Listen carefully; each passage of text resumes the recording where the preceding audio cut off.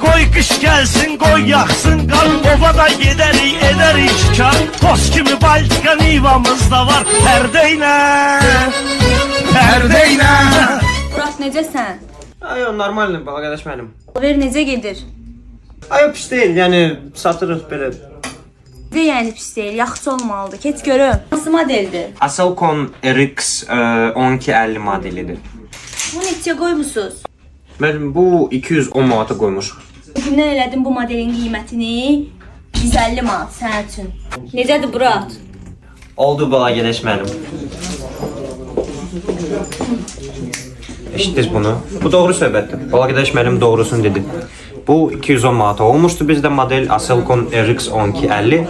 Hal-hazırda bu model bizdə 150 manatadır. Aksiya çox müddət vaxt bizdə olmayacaq. Ona görə tələsin, gəlin bizim ovçu mağazasına, like'ları qoyun, kommentariya yazın və takip olun. Koy kış gelsin, koy yaksın kan. Ovada ederiz çıkar. Toz gibi Baltika Nivam.